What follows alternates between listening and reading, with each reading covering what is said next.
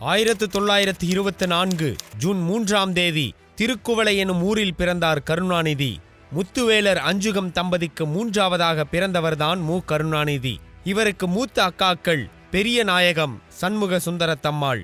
இவர்களில் சண்முக சுந்தரத்தம்மாள் வாரிசுகள்தாம் முரசொலி மாறன், முரசொலி செல்வம். பெரிய நாயகத்தின் மகன் அமிர்தம். பள்ளியில் இடமில்லை என்றால் கமலாலயம் தெப்பக்குளத்தில் விழுந்து உயிரை மாய்த்துக் கொள்வேன் என்று பள்ளியின் தலைமை ஆசிரியர் கஸ்தூரி ஐயங்காரிடம் சிறுவன் கருணாநிதி வாதிட்டதில் தொடங்கியது கருணாநிதியின் போராட்டம். சாதி கொடுமைகளும் வைதீக ஆதிக்கங்களும் நிறைந்த தஞ்சை மண்ணில் பிறந்த கருணாநிதிக்கு அவற்றுக்கு எதிரான மனநிலை வாய்க்க பெற்றிருந்தது. அந்த நேரத்தில் சாதி ஆதிக்கத்துக்கு எதிராக செயல்பட்ட நீதி கட்சியின் பணிகள் கருணாநிதியை இயல்பாக ஈர்த்தன. நீதி கட்சியின் பேச்சாளர் பட்டுக்கோட்டை அழகிரிசாமியின் இடிமுழக்க பேச்சு சிறுவன் கருணாநிதியை கவர்ந்தது. அந்த அழகிரிசாமியின் நினைவாகத்தான் தன் மகன்களில் ஒருவருக்கு அழகிரி என்று பெயரிட்டார். பள்ளியில் சேர்க்காவிட்டால் உயிரை விட்டுவிடுவேன் என்று மிரட்டிய கருணாநிதி என்ற சிறுவனுக்கு பள்ளி பாடங்களை விட பெரியாரின் பேச்சும் அண்ணாவின் எழுத்துக்களும் தான் பாடங்களாக திகழ்ந்தன. பாடப்புத்தகங்களை படிப்பதை விட பெரியாரின் குடியரசையே அந்த சிறுவன் அதிகம் படித்தான். மாலை நேரத்தில் மாணவர்களை ஊர்வலமாக அழைத்துக் கொண்டு, வாருங்கள் எல்லோரும் போருக்கு சென்றிடுவோம், வந்திருக்கும் ஹிந்தி பேயை விரட்டுவோம் என்று 14 வயதில் கோஷம் போடும் தமிழ் உணர்வு சிறுவனாக வளர்ந்தார் கருணாநிதி. கருணாநிதி தன் 15வது வயதில் மாணவநேசன் என்ற கையெழுத்து பிரதியை நடத்தினார். மாதத்துக்கு 2 இதழ்கள், ஒவ்வொரு இதழிலும் 8 பக்கங்கள், 2 படிகள் வெளிவரும். 2 படிகளையும் அதில் உள்ள 16 பக்கங்களையும் கருணாநிதியே தன் கைப்பட எழுதுவார். அதோடு சிறுவர் சீர்திருத்த சங்கம், தமிழ் மாணவர் மன்றம் என்ற அமைப்புகளையும் 15 வயதிலேயே தொடங்கி தலைவர் என்ற தகுதியை அப்போதே வளர்த்து கொண்டார் கருணாநிதி. அண்ணாவின் திராவிட நாடு இதழில் 1942 கருணாநிதி எழுதிய இளமை பலி கட்டுரை வெளியானது. அப்போது அவருக்கு வயது 18. அதை அந்த ஊர் முழுவதும் கையில் வைத்து சுற்றினார் கருணாநிதி. கடைகளில் அவரே அந்த கட்டுரை இடம்பெற்றிருந்த செய்தித்தாளை எல்லோர் பார்வையிலும் படும்படி வைத்தார். அதில் கருணாநிதியின் கட்டுரையை படிப்பவர்கள் என்ன விமர்சனம் செய்கிறார்கள் என்பதை அருகிலிருந்து கவனிப்பார் கருணாநிதி. அப்போது முதல் தன் மீதான விமர்சனம் என்ன என்பதை அறிந்து கொள்ளும் ஆர்வமும் பக்குவமும் வளர்ந்தது அவருக்கு. பாண்டிச்சேரியில் திராவிடர் கழக மாநாடு கலவரத்தில் முடிந்தது. அதில் கடுமையாக தாக்கப்பட்டார் கருணாநிதி. சுய நினைவு இழந்து சாக்கடையில் வீசப்பட்ட கருணாநிதியை ஒரு மூதாட்டி காப்பாற்றினார். அதன் பிறகு மாறுவேடத்தில் மீண்டும் மாநாட்டுக்கு சென்றார். கருணாநிதியின் உடம்பில் இருந்த காயங்களுக்கு பெரியார் தன் கைகளால் மருந்து தடவியதில் நெகிழ்ந்து போனார் கருணாநிதி. அதன் பிறகு பெரியாரிடம் குடியரசு நாளிதழில் துணை ஆசிரியராக 1.5 வருடம் பணியாற்றினார். 1942 தமிழ்நாடு மாணவர் மன்றத்தின் ஆண்டு விழா திருவாரூரில் நடந்தது. இந்த விழாவுக்கு புரட்சி கவிஞர் பாரதிதாசன் வாழ்த்துப்பா எழுதி அனுப்பினார். அந்த விழாவில் கலந்து கொண்ட விஐபி பேராசிரியர் அன்பழகன். அப்போது தொடங்கிய அந்த தோழமை கருணாநிதியின் இறுதி நாள் வரை தொடர்ந்தது. 1944 கருணாநிதிக்கு பத்மாவதியோடு திருமணம் முடிந்தது. திருமணம் முடிந்த அடுத்த வாரத்தில் 10 நாள்கள் சொற்பொழிவாற்ற சுற்றுப்பயணம் கிளம்பிவிட்டார் கருணாநிதி. கருணாநிதி பத்மாவதி தம்பதிக்கு பிறந்தவர்தான் மூக்க முத்து. 1948 குழந்தையை பெற்றுவிட்டு பத்மாவதி மறைந்து விட்டார். 1948 செப்டம்பர் 15 தயாளு அம்மாளை திருமணம் செய்து கொண்டார் கருணாநிதி. அண்ணாவின் பிறந்த நாளில் இந்த திருமணம் நடைபெற்றது.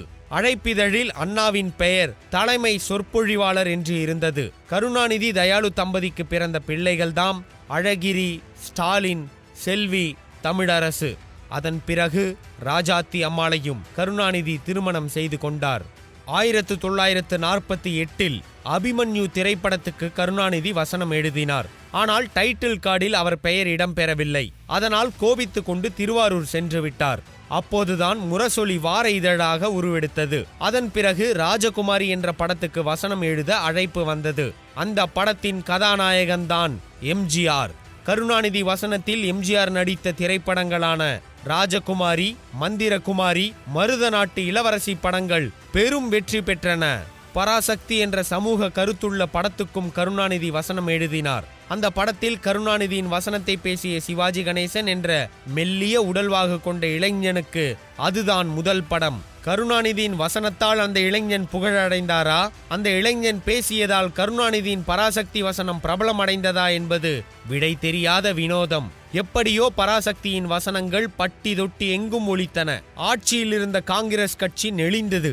கருணாநிதியையும் பராசக்தியையும் எதிர்த்து காங்கிரஸ் தீர்மானம் நிறைவேற்ற வேண்டியதாக போனது. பெரியாரிடம் இருந்து பிரிந்த அண்ணா 1949 பெரியார் பிறந்த நாளான செப்டம்பர் 17 அன்று திராவிட முன்னேற்ற கழகத்தை உருவாக்கினார். கருணாநிதியும் அண்ணாவுடன் வந்துவிட்டார். 25 வயது இளைஞரான கருணாநிதியை திமுக பிரச்சார குழு உறுப்பினராக்கினார் அண்ணா. 1953 ஹிந்திக்கு எதிராக மும்முனை போராட்டத்தை அறிவித்தார் அண்ணா. அதில் ஒரு முனைக்கு தளபதியானார் கருணாநிதி. டால்மியாபுரம் ரயில் நிலைய பெயர் பலகையில் தமிழில் கள்ளக்குடி என்று பெயர் எழுதிய சுவரொட்டியை ஒட்ட வேண்டும்.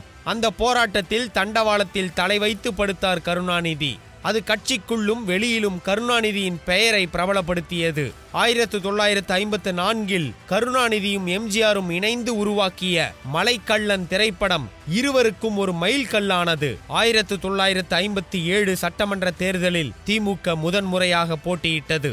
அதில் குளித்தலை தொகுதியை கருணாநிதிக்கு ஒதுக்கினார் அண்ணா. அப்போது தொடங்கிய கருணாநிதியின் தேர்தல் வெற்றி 2016 சட்டமன்ற தேர்தல் வரையிலும் தொய்வின்றி தொடர்ந்தது. 1959 சென்னை மாநகராட்சி தேர்தல். அண்ணா சில இடங்களில் மட்டும் கழக வேட்பாளர்களை நிறுத்தலாம் என நினைக்கிறார். அதற்கு பிடிவாதமாக மறுத்த கருணாநிதி அண்ணாவிடம் அடம் பிடித்து 100 இடங்கள் உள்ள சென்னை மாநகராட்சிக்கு 90 இடங்களில் திமுக வேட்பாளர்களை நிறுத்தினார். அதில் 45 இடங்களில் திமுக வேட்பாளர்கள் வெற்றி பெற்றனர். சென்னை மாநகராட்சி திமுக வசமானது. 1960 கருணாநிதி கட்சியின் பொருளாளரானார்.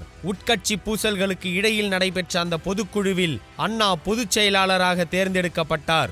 ஈவேகி சம்பத் அவைத் தலைவராக தேர்ந்தெடுக்கப்பட்டார். 10 ஆண்டுகளில் கட்சியின் 3வது இடத்துக்கு வந்திருந்தார் கருணாநிதி. இத்தனைக்கும் அண்ணாவுக்கு இருக்கும் கல்வியும் ஈவேகி சம்பத்துக்கு இருந்த குடும்ப பின்னணியும் கருணாநிதிக்கு கிடையாது.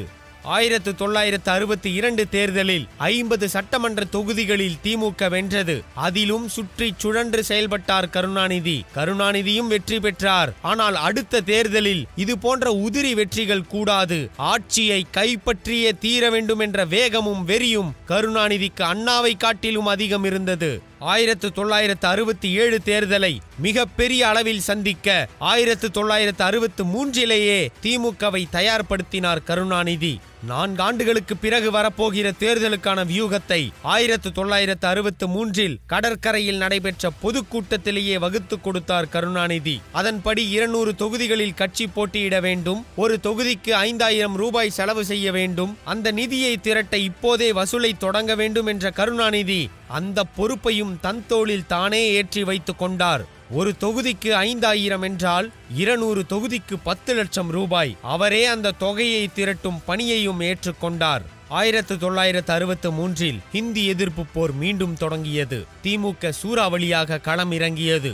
அதையடுத்து 1965 பிப்ரவரி 16 கருணாநிதி தேசிய பாதுகாப்பு சட்டத்தின் கீழ் கைது செய்யப்பட்டார். பாளையங்கோட்டை தனிமைச் சிறையில் அடைக்கப்பட்டார். அங்கு கருணாநிதியை வந்து பார்த்த அண்ணா, என் தம்பி கருணாநிதி தனிமைச் சிறையில் இருக்கும் இந்த இடம்தான் யாத்திரை செய்ய வேண்டிய புண்ணிய பூமி என்றார். 1966 விருகம்பாக்கத்தில் திமுக தேர்தல் சிறப்பு மாநாடு நடைபெற்றது. 1963 கடற்கரை கூட்டத்தில் சொன்னது போல 10 லட்சத்தோடு கூடுதலாக 1 லட்சம் சேர்த்து 11 லட்சம் ரூபாயை அண்ணாவிடம் வழங்கினார் கருணாநிதி. அங்கு திமுக வேட்பாளர்களை அறிவித்த அண்ணா சைதாப்பேட்டை என்று சொல்லிவிட்டு நிறுத்தியவர் வேட்பாளர் பெயர் கருணாநிதி என்று சொல்லாமல் 11 லட்சம் என்றார். கூட்டம் ஆர்ப்பரித்தது. கருணாநிதி கனவு கண்டது போல திமுக 1965 தேர்தலில் ஆட்சியை பிடித்தது. அண்ணா முதலமைச்சரானார். அண்ணாவின் அமைச்சரவையில் 2வது இடத்தில் நாவலரும் 3வது இடத்தில் கருணாநிதியும் இடம் பிடித்தனர். திமுக ஆட்சியை கைப்பற்றியதும் அண்ணா ஆலோசனையில் ஈடுபட்டிருந்தார். அப்போது கருணாநிதி அண்ணாவை பார்க்க அவசரமாக வருவதாக அண்ணாவுக்கு தகவல் சொல்லப்பட்டது. அதை கேட்டு அருகில் இருந்தவர்களிடம் கருணாநிதி இப்போது வந்து போலீஸ் இலாக்காவை கேட்பார் பாருங்கள் என்று சொன்னார். அவர் சொன்னது போலவே அண்ணாவை சந்தித்த கருணாநிதி போலீஸ் இலாக்காவை கேட்டார். யோசித்து சொல்கிறேன் என்று கருணாநிதியிடம் அண்ணா பதில் சொன்னார். பக்கத்தில் இருந்தவர்கள் ஆச்சரியப்பட்டு, எப்படி சரியாக கருணாநிதி இதைதான் கேட்பார் என்று கணித்தீர்கள் என்று கேட்டபோது அண்ணா லேசாக புன்னகைத்தார். பொதுப்பணித்துறை கருணாநிதிக்கு ஒதுக்கப்பட்டது. அந்த காலகட்டத்தில் பேருந்துகளை அரசுடைமையாக்கினார். வீராணம் திட்டத்துக்கு அடித்தளமிட்டார். அதுபோல் அண்ணாவே ஒருமுறை என்னை நன்றாக அறிந்தவர் கருணாநிதி மற்றவர்கள் நான் என்ன மனநிலையில் இருக்கிறேன் என்று தெரியாமல் எதையாவது உளறி கொட்டி என்னிடம் திட்டு வாங்குவார்கள். ஆனால் கருணாநிதி நான் என்ன மனநிலையில் இருக்கிறேன் என்பதை சரியாக தெரிந்து கொண்டு நான் யார் மீது எந்த விஷயத்தில் கோபமாக இருக்கிறேனோ அதில் தனக்கும் உடன்பாடு இல்லை என்பது போலவே கருணாநிதி பேசுவார். அதன் பிறகு என் கோபம் தணிந்ததும் அவருடைய கருத்தை ஆணித்தரமாக எடுத்து சொல்வார். அந்த அளவுக்கு என்னை இந்த கழகத்தில் நன்றாக அறிந்தவர் கருணாநிதிதான் என்றார் அண்ணா. 1969 அண்ணா மறைந்தார். யார் முதல்வர் என்ற போட்டி நாவலருக்கும் கருணாநிதிக்கும் இடையில் பலமாக இருந்தது. அதில் கருணாநிதியே வெற்றி பெற்றார். அப்போதுதான் அண்ணாவை போல தம்பிகளுக்கு கடிதம் எழுதவும் தொடங்கினார். தம்பிகளுக்கு எழுதிய கடிதத்தில் ஆரம்பத்தில் தோழா என்றுதான் தொடங்கினார். ஆனால் 1971 ஏப்ரல் மாதத்தில் உடன்பிறப்பே என்று பேசவும் எழுதவும் தொடங்கினார். அவர் பேச்சை தொடங்கும் போது என் உயிரினும் மேலான அன்பு உடன்பிறப்புகளே என்று சொல்லும்போது அந்த வாக்கியத்துக்கு கூடுதல் நிறுத்தமும் அழுத்தமும் கொடுப்பார். அதில் கொஞ்சம் உருக்கமும் இருக்கும். திமுக தொண்டன் மட்டுமல்ல, கேட்பவர் யாராக இருந்தாலும் அதில் கொஞ்சம் மயங்கித்தான் போவார்கள். முதல்வராக இருந்த கருணாநிதி ஆட்சியில் நில உச்சவரம்பு 15 ஏக்கராக ஆனது. பிற்படுத்தப்பட்டோருக்கான இடஒதுக்கீட்டு சதவீதம் 25 முதல் 31 உயர்த்தப்பட்டது. தாழ்த்தப்பட்டோருக்கான இடஒதுக்கீடு 16% முதல் 18% உயர்ந்தது. 1970 டிசம்பர் 2 அனைவரும் அர்ச்சகர் ஆகலாம் என்ற சட்டம் இயற்றப்பட்டது. 1970 காலகட்டத்தில் எம்ஜிஆர் கருணாநிதிக்கு இடையில் முரண்பாடுகள் முளைவிட தொடங்கியிருந்தன. ஆனாலும் 1971 தேர்தலில் கருணாநிதிக்கு எம்ஜிஆர் முழு ஒத்துழைப்பு கொடுத்தார். 184 இடங்களில் வெற்றி பெற்று திமுக வரலாறு படைத்தது. அப்போது சினிமா ஷூட்டிங்கில் இருந்த எம்ஜிஆர், எனக்கு சுகாதாரத்துறை அமைச்சர் பதவி வேண்டும், அதனால் நான் ஷூட்டிங்கில் இருந்து வரும் வரை அமைச்சரவையை அறிவிக்க வேண்டாம் என்று கருணாநிதிக்கு தகவல் அனுப்பினார். உடனடியாக பாவு சண்முகம் வீட்டில் அனைவரையும் அழைத்து கருணாநிதி ஆலோசனை நடத்தினார். அந்த கூட்டத்தில் கலந்து கொண்டவர்கள், அது முக்கியமான துறை, அதில் சின்ன தவறு நடந்தாலும் எதிர்க்கட்சிகளின் தாக்குதல் கடுமையாக இருக்கும், அதனால் கட்சிக்கும் பெயர் கெடும், அதனால் அந்த துறையை அவருக்கு கொடுக்க வேண்டாம் என்றனர். அதன் பிறகு துறையை கொடுக்கலாம், ஆனால் அதற்கு எம்ஜிஆர் சினிமாவில் நடிக்க கூடாது என்று கண்டிஷன் போட்டனர். அப்படியே முடிவெடுக்கப்பட்டது. அதை எம்ஜிஆரிடம் கருணாநிதியின் உதவியாளர் சண்முகநாதன் தான் கொண்டு போய் வாசித்து காட்டினார். அப்போ முடியாதுன்றாங்க என கோபமாக கேட்டார் எம்ஜிஆர். 1972 கருணாநிதி எம்ஜிஆருக்கு இடையில் இருந்த முரண்பாடுகள் பனிப்போராக மாறியது. 1972 ஜனவரி 17 தஞ்சையில் கூடிய திமுக பொதுக்குழுவில் எம்ஜிஆர் கலந்து கொள்ளவில்லை. அதே ஆண்டு அக்டோபர் மாதம் 8 திருக்கழுக்குன்றத்தில் பேசிய எம்ஜிஆர், கட்சியிலும் ஆட்சியிலும் பொறுப்பில் இருப்பவர்கள் கணக்கு காட்ட வேண்டும் என்றார். அந்த பேச்சு கருணாநிதி எம்ஜிஆர் பனிப்போரை வெளிப்படையாக்கியது. எம்ஜிஆருக்கு பதில் சொன்ன கருணாநிதி, யாரோ ஒரு சலவை தொழிலாளி சீதையை சந்தேகிக்கிறான், அதனால் சீதையை ராமன் அனுப்பினான் காட்டுக்கு, ராமன் அனுப்பலாம், ராமச்சந்திரன் இப்படி கழகத்தை காட்டுக்கு அனுப்ப துணியலாமா என்று கேட்டார். 1972 அக்டோபரில் எம்ஜிஆர் கட்சியிலிருந்து நீக்கப்பட்டார். அக்டோபர் 17 அதிமுகவை தொடங்கினார் எம்ஜிஆர். எம்ஜிஆரின் அதிமுக முற்றிலும் அழிந்துவிட வேண்டும் என்று எப்போதும் கருணாநிதி நினைத்ததில்லை என்று அவருக்கு நெருக்கமானவர்கள் குறிப்பிட்டுள்ளனர். எம்ஜிஆரின் பிரிவில் டெல்லியின் சூழ்ச்சி இருந்தது என்று உறுதியாக நம்பினார் கருணாநிதி. அதற்கு காரணங்களும் இருந்தன. எம்ஜிஆர் டெல்லி வரை சென்று கருணாநிதிக்கு எதிராக ஊழல் புகார்களை கொடுத்தார். திண்டுக்கல் மக்களவை தொகுதிக்கு நடைபெற்ற இடைத்தேர்தலில் எம்ஜிஆர் வெற்றி பெற்றார். அது கருணாநிதிக்கு மிகப்பெரிய சவாலாக இருந்தது. 1975 ஜூன் 25 நெருக்கடி நிலையை அறிவித்தார் பிரதமர் இந்திரா காந்தி. அதையடுத்து 24 மணி நேரத்தில் திமுக பொதுக்குழுவை கூட்டிய கருணாநிதி தன் கைப்பட ஒரு கண்டன அறிக்கையை எழுதினார். அதுதான் அதிகாலை 4 மணிக்கு அந்த பொதுக்குழுவின் தீர்மானமாக நிறைவேறியது. அதில் இந்திரா காந்தி சர்வாதிகாரத்துக்கான தொடக்க விழாவை நடத்தியிருக்கிறார் என்று குறிப்பிட்டிருந்தார் கருணாநிதி. அந்த அறிக்கையை தமிழகத்தின் மேக்னா கார்ட்டா என்று இப்போதும் குறிப்பிடுவார் வைகோ. 1976 ஜனவரி 31 திமுக ஆட்சி முதன்முறையாக கலைக்கப்பட்டது. திமுகவின் மீது அராஜகம் கட்டவிழ்த்து விடப்பட்டது. மாறனையும் மு.க. ஸ்டாலினையும் கைது செய்ய வீட்டுக்கு போலீஸ் வந்தது. அந்த நேரத்தில் வீட்டில் இருந்த கருணாநிதி, மாறன் டெல்லியில் இருக்கிறார், ஸ்டாலின் ஒரு கூட்டத்துக்கு போயிருக்கிறார், அவர்கள் வந்ததும் நானே அனுப்பி வைக்கிறேன் என்று சொன்ன கருணாநிதி மறுநாள் காலை இருவரையும் போலீஸ் நிலையத்துக்கு சொன்னபடி அனுப்பி வைத்தார். அப்போது ஸ்டாலின் மிசாவில் கைது செய்யப்பட்டார். திமுகவினரை சிறைக்குள் வைத்து செய்த சித்திரவதையில் ஸ்டாலினை கொலை செய்யும் அளவுக்கு போனது. அதை தடுக்க முயன்ற சிட்டி பாபு அடிபட்டே செத்து போனார். திமுக ஆட்சி கலைக்கப்பட்ட பிறகு 1976 பிப்ரவரி 15 சென்னை கடற்கரை கூட்டத்தில் பேசிய அன்றைய பிரதமர் இந்திரா காந்தி விடுதலை புலிகளை ஆதரித்து இலங்கை இந்தியாவின் நட்பு கெடுவதற்கு கருணாநிதி காரணமாக இருக்கிறார் என்றார். திமுகவின் ஆட்சி கலைக்கப்பட அதுதான் காரணம் என்றால் திமுகவுக்கு அதைவிட பெருமை இருக்க முடியாது என்று பதிலடி கொடுத்தார் கருணாநிதி. அந்த காலகட்டத்தில் கடுமையான பத்திரிகை தணிக்கை இருந்தது. எல்லாவற்றையும் சாதுரியமாக சமாளித்தார் கருணாநிதி. 1976 பிப்ரவரி 3 அன்று அண்ணா சதுக்கத்துக்கு மலர் வளையம் வைக்க வர இயலாதோர் பட்டியல் வெளியிட்டார். மிசா சட்டத்தில் யார் யாரெல்லாம் கைது செய்யப்பட்டவர்கள் என்ற பட்டியல் அது. அதை சாதுரியமாக அவர் வெளியிட்டார். திமுகவை கலாச்சார கழகமாக மாற்றலாம் என்றனர் சிலர். கருணாநிதி அதற்கு ஒத்துக்கொள்ளவில்லை. கப்பல் கேப்டன் மூழ்கும் கப்பலை விட்டு செல்வதில்லை என்றார். எமர்ஜென்சி காலத்தில் அதை எதிர்த்த கருணாநிதியின் போர்க்குணம்தான் திமுகவில் கருணாநிதியின் தலைமையை அதுவரை ஏற்றுக்கொள்ளாதவர்களையும் ஏற்க வைத்தது. அதன் பிறகுதான் பேராசிரியர் அன்பழகன் தன் நண்பர் கருணாநிதியை தலைவர் கருணாநிதியாக ஏற்றுக்கொண்டேன் என்று இப்போதும் சொல்வார். எமர்ஜென்சி நேரத்தில் திமுகவுக்கு தடை விதிக்கப்படலாம் என்ற நிலை இருந்தது.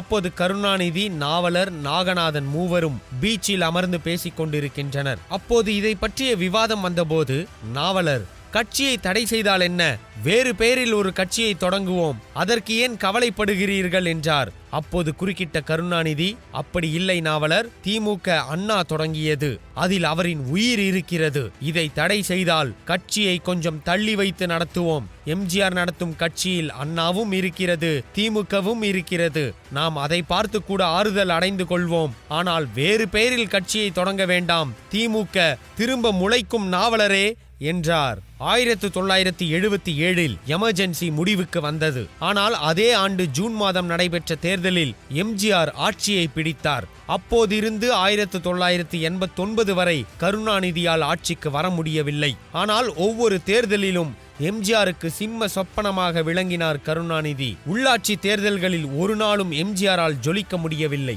அந்த அளவுக்கு ஆட்சி கையில் இல்லாத போதும் திமுக என்ற கட்சியை கட்டுக்கோப்பாக வைத்திருந்தார் கருணாநிதி. சட்டமன்றத்திலும் அரசியல் அரங்கிலும் கருணாநிதி எதிரில் இருந்து எழுப்பும் பிரச்சனைகளை மையமாக வைத்தே எம்ஜிஆர் ஆட்சி நடந்தது. 1977 ஆகஸ்ட் 8 இலங்கை தமிழர்களுக்காக பல லட்சம் பேரை திரட்டி பிரம்மாண்ட பேரணியை நடத்தினார் கருணாநிதி. 1981 செப்டம்பர் 15 இலங்கை தமிழர் விவகாரத்துக்காக எம்ஜிஆர் அரசு கருணாநிதியை கைது செய்தது. 1983 மத்திய மாநில அரசுகள் இலங்கை தமிழர் பிரச்சனையில் அக்கறை காட்ட வேண்டும் என்று வலியுறுத்தி தன் சட்டமன்ற உறுப்பினர் பதவியை ராஜினாமா செய்வதாக கருணாநிதியும் பேராசிரியர் அன்பழகனும் அறிவித்தனர்.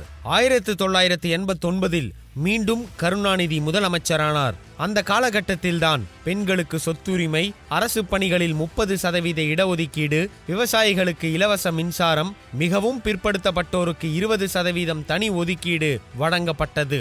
அந்த காலகட்டத்தில் இந்தியா இலங்கைக்கு அமைதிப்படை என்ற பெயரில் இராணுவத்தை அனுப்பி வைத்தது. தமிழர்களின் நலனை காப்பதற்காக அனுப்பி வைக்கப்பட்டதாக சொல்லப்பட்ட அமைதிப்படை இலங்கையில் தமிழர்களை கொன்று குவித்தது. ஒரு கட்டத்தில் இந்திய அமைதிப்படை இலங்கையை விட்டு வெளியேறியது.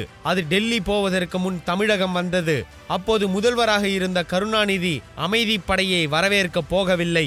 ஏன் போகவில்லை என்ற கேள்வி எழுந்தபோது இந்திய இராணுவம் தமிழர்களை தாக்கி நசுக்கிட முயற்சி செய்ததால் தான் அவர்களை வரவேற்க செல்லவில்லை என்றார் கருணாநிதி. அந்த பதில் டெல்லியிலும் இலங்கையிலும் அதிர்ச்சியாக பார்க்கப்பட்டது.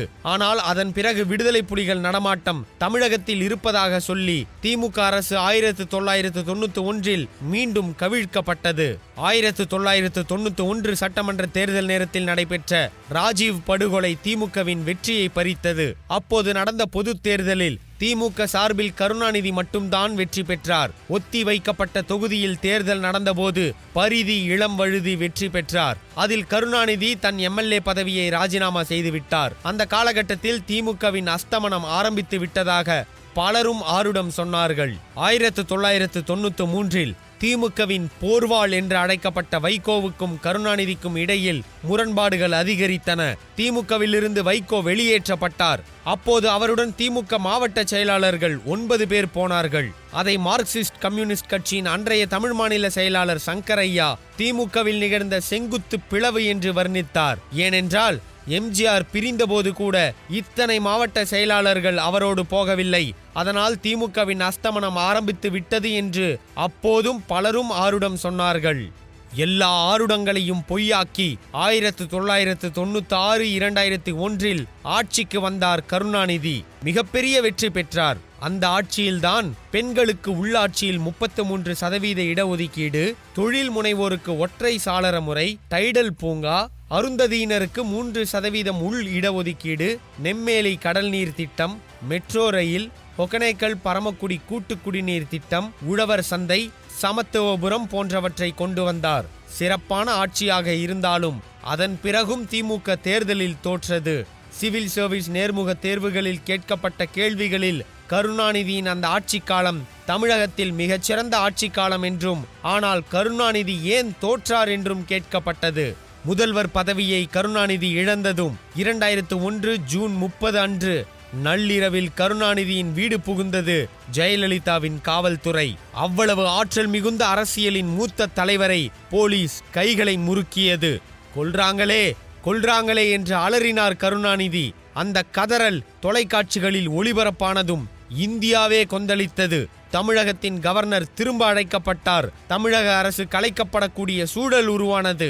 நீதிபதி வீட்டில் ஆஜர்படுத்திய கருணாநிதி சிறைக்கு கொண்டு செல்லப்பட்ட நேரத்தில் அவரிடம் ஒரு காகிதம் கொடுக்கப்பட்டது. எதையாவது எழுதி கொடுங்கள் என்று கேட்டார் அந்த பத்திரிகையாளர். அந்த நெருக்கடியான நேரத்தில் சிரித்து கொண்டே கருணாநிதி அநீதி வீழும், அறம் வெல்லும் என்று எழுதி கொடுத்தார். 2006 நடைபெற்ற சட்டமன்ற தேர்தலில் வெற்றி பெற்றாலும் திமுகவுக்கு தனி பெரும்பான்மை கிடைக்கவில்லை. ஆனால் சாமர்த்தியமாக காங்கிரஸ், பாமக உள்ளிட்ட கட்சிகளின் ஆதரவை பெற்று ஆட்சியை 5 ஆண்டுகள் வெற்றிகரமாக நடத்தினார் கருணாநிதி. அந்த காலகட்டத்தில் திமுக அமைச்சர்கள், உள்ளாட்சி பிரமுகர்கள் மற்றும் கருணாநிதியின் குடும்பத்தினர் மீது பல சர்ச்சைகள் எழுந்தன. 2007க்கு பிறகு இலங்கையில் இறுதி போர் வலுவடைந்து கொண்டே போனது. அதன் அபாயத்தை உணர்ந்த கருணாநிதி 23 ஏப்ரல் 2008 இலங்கையில் அமைதி ஏற்படுத்த இந்தியா உதவிட வேண்டும் என்று தீர்மானம் நிறைவேற்றினார். அதன் தொடர்ச்சியாக பிரதமர் மன்மோகன் சிங்கை தொலைபேசியில் தொடர்பு கொண்டு இலங்கை அரசின் இராணுவ நடவடிக்கையையும் இலங்கையில் நடக்கும் இனப்படுகொலைகளையும் நிறுத்த கருணாநிதி கேட்டுக்கொண்டார். ஈழத்தில் நடந்த இறுதி போரை நிறுத்த முதல்வர் என்ற எல்லைக்குள் கருணாநிதி முயற்சி செய்தார். 2008 டிசம்பர் 4 தமிழகத்தில் உள்ள அனைத்து கட்சி தலைவர்களையும் அழைத்து கொண்டு டெல்லி போனார் கருணாநிதி. பிரதமரை சந்தித்து மத்திய அமைச்சர் பிரணப் முகர்ஜியை இலங்கைக்கு அனுப்ப சொல்லி கேட்டுக்கொண்டார். அதன் பிறகு 28 மார்ச் 2009 மரீனா கடற்கரையில் அண்ணா சமாதியில் கருணாநிதி உண்ணாவிரதம் மேற்கொண்டார். தமிழர்கள் அழிவில் இருந்தனர். அப்போது ராஜினாமா செய்யலாம் என்ற முடிவுக்கு கருணாநிதி வந்தார். ஆனால் ராஜினாமா செய்தால் இப்போது கொடுக்கும் அழுத்தத்தை கூட மத்திய அரசுக்கு கொடுக்க முடியாது என்று கட்சிக்குள் சொன்னார்கள். அதை அடுத்து மரீனாவில் உண்ணாவிரதம் இருந்தார் கருணாநிதி. சிதம்பரம், பிரணப் முகர்ஜி கொடுத்த வாக்குறுதிகளை நம்பி உண்ணாவிரதத்தை கைவிட்டார். ஆனால் அவை இலங்கையில் எந்த நம்பிக்கையையும் ஏற்படுத்தவில்லை. அது கருணாநிதியின் தமிழர் தலைவர் என்ற இமேஜை கொஞ்சம் டேமேஜ் ஆக்கியது. 2011 நடைபெற்ற சட்டமன்ற தேர்தலில் திமுக படுதோல்வி அடைந்தது. சட்டமன்றத்தில் 3வது இடத்துக்கு போனது. எம்ஜிஆர் காலத்தில் கூட கருணாநிதிக்கு இப்படிப்பட்ட இக்கட்டான நிலை உருவானதில்லை. 2016 சட்டமன்ற தேர்தலில் அவர் தேர்தல் பிரச்சாரத்துக்கு போகவில்லை. திருவாரூரில் மட்டும் பேசினார். ஆனால் வெற்றி பெற்றார். திமுகவும் அதுவரை எந்த எதிர்க்கட்சியும் பெறாத அளவுக்கு 89 இடங்களை பெற்றது. ஆனால் அதன் பிறகு கருணாநிதியின் பேச்சும் எழுத்தும் நினைவாற்றலும் குறையத் தொடங்கின. அதனால் அவர் பெரும்பாலும் கோபாலபுரம் அறிவாலயம் மட்டும் வந்து போவதை வழக்கமாக்கிக் கொண்டார். 2016 செப்டம்பர் 25ஆம் தேதி காவேரி மருத்துவமனைக்கு கொண்டு செல்லப்பட்டார் கருணாநிதி. 2016 அக்டோபர் 25ஆம் தேதி அறிவாலயத்திலிருந்து விசித்திரமாக ஒரு அறிக்கை வந்தது. அதில் தலைவருக்கு உடல் நலம் சரியில்லை, அதனால் தொண்டர்கள் நிர்வாகிகள் யாரும் தலைவரை பார்க்க வர வேண்டாம் என்று இருந்தது. அதன் பிறகுதான் கருணாநிதியின் வேலைகள் முற்றிலும் பிசகின. அப்போது அவருக்கு டிராக்கியோஸ்டோமி பொருத்தப்பட்டது. அப்போது முதல் முழுமையான ஓய்வில் இருந்து வந்தார். 2018 ஜூலை 18ஆம் தேதி மீண்டும் உடல்நலக் குறைவு காரணமாக காவேரி மருத்துவமனைக்கு கொண்டு செல்லப்பட்டார் கருணாநிதி. அன்று மாலை வீடு திரும்பியவருக்கு காய்ச்சலும் உடல்நலக் குறைவும் அதிகமானது. அதன் பிறகு வீட்டிலேயே சிகிச்சை அளிக்கப்பட்ட நிலையில் 27ஆம் தேதி மீண்டும் காவேரி மருத்துவமனைக்கு கொண்டு செல்லப்பட்டார். முதன்முறையாக கருணாநிதி ஆம்புலன்ஸில் காவேரி மருத்துவமனைக்கு கொண்டு செல்லப்பட்டார். சரியாக 7 நாள்கள் கழித்து மீண்டும் அவர் உடல்நிலை கடுமையாக பாதிக்கப்பட்டது. இதய துடிப்பு சில நொடிகள் நின்றன. அதனால் திமுக தலைவர்களிடமும் தொண்டர்களிடமும் பதற்றம் அதிகரித்தது. ஆனால் சில நொடிகளில் நின்ற இதயம் மீண்டும் துடிக்க ஆரம்பித்தது. 95 வயதில் நின்ற இதயம் துடிக்க ஆரம்பித்தது. மருத்துவ உலகின் அதிசயம் என்று சொல்கின்றனர். 2018 ஆகஸ்ட் 7 அன்று மாலை 6:10 மணி அளவில் கருணாநிதியின் உயிர் பிரிந்தது. அவர் உடல் அவர் வாழ்ந்த கோபாலபுர இல்லத்திலும் சிஐடி நகர் காலனி வீட்டிலும் வைக்கப்பட்டு 8ஆம் தேதி அதிகாலை ராஜாஜி ஹாலுக்கு கொண்டு வரப்பட்டது. தன் வாழ்நாள் முழுவதும் பொது வாழ்க்கையில் போராடியவர் முதுமையின் காரணமாக ஏற்பட்ட உடல்நலக் கோளாறுகளால் மருத்துவத்துடன் போராடினார். கருணாநிதி தன் உயிர் மூச்சாக நேசித்த அரசியல் அவர் இறந்த பிறகும் அவரை நிம்மதியாக இருக்க விடவில்லை. கருணாநிதியின் உடலை அடக்கம் செய்ய மரீனாவில் இடம் இல்லை என அன்றைய அதிமுக அரசாங்கம் மறுத்ததால் திமுக நீதிமன்றத்தை நாடியது. வழக்கை விசாரித்த நீதிமன்றம் மரீனாவில் இடம் ஒதுக்கி தரலாம் என்று உத்தரவிட்டது. ராஜாஜி ஹாலில் இருந்து இறுதி பயணம் தொடங்கியது. இராணுவ மரியாதையுடன் அடக்கம் செய்யப்பட்ட கருணாநிதியின் கல்லறை வாசகம் இதுதான்: ஓய்வெடுக்காமல் உழைத்தவன் இதோ ஓய்வு கொண்டிருக்கிறான்.